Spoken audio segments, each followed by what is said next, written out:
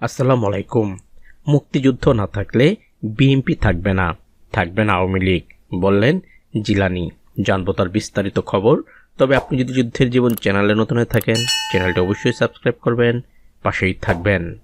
৭১-এর মুক্তিযুদ্ধ না থাকলে বিএনপি থাকবে না, আওয়ামী লীগও থাকবে না বলে মন্তব্য করেছেন গোপালগঞ্জ ৩ আসনের বিএনপির প্রার্থী এস.এম. জিলানী।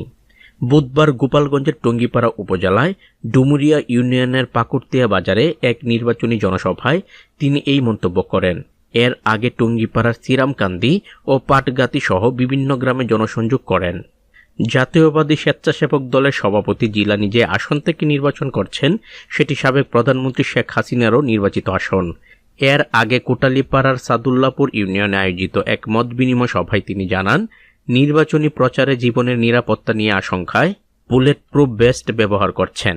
সেদিন তিনি গায়ের চাদর ও পাঞ্জাবি খুলে জনতার সামনে ভেস্ট দেখিয়ে আলোচনা আসেন। বুধবারের জনসভায় জিলানী বলেন, ৭১-এর মুক্তিযুদ্ধ যদি বাংলাদেশে না থাকে তাহলে শেখ মুজিবুর রহমান সাহেব ও শহীদ প্রেসিডেন্ট জিয়াউর রহমান থাকবে না, আর বিএনপিও থাকবে না, আওয়ামী লীগও থাকবে না।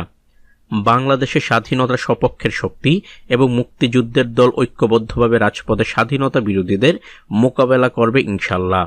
জাতীয় নির্বাচনকে সামনে রেখে স্বাধীনতা বিরোধীরা নতুনভাবে জোট গঠন করেছে বলেও অভিযোগ করেন তিনি।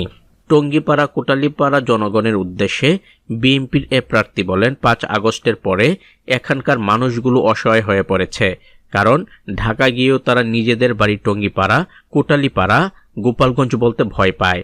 আমি দৃঢ় কণ্ঠে বলতে চাই, আমাকে যদি আপনারা ধানের শীষ মার্কায় ভোট দিয়ে নির্বাচিত করে সংসদে পাঠান, শান্তি ও নিরাপত্তা আমি আপনাদের দেব। আমি যদি নির্বাচিত হয়ে পার্লামেন্টে যেতে পারি তাহলে শুধু ঢাকা শহর নয়, টেকনাফ থেকে তেঁতুলিয়া, রূপসা থেকে পাতুরিয়া বুক ফুলিয়ে সিনা টান করে চলবেন। টঙ্গিপাড়া উপজেলা বিএনপির সভাপতি শেখ সালাউদ্দিন আহমেদের সভাপতিত্বে অনুষ্ঠিত এ জনসভায় গোপালগঞ্জের জেলা বিএনপির সদস্য সচিব কাজী আবুল খায়ের, টঙ্গিপাড়া বিএনপির সাধারণ সম্পাদক মনিরুজ্জামান বাবলু ও যুবদলের সদস্য সচিব আমিনুল ইসলাম উপস্থিত ছিলেন। তো আজ এ পর্যন্তই, দেখা হবে অন্য এক নতুন ভিডিওতে। ততক্ষণ পর্যন্ত সবাই ভালো থাকবেন, সুস্থ থাকবেন। আল্লাহ হাফেজ।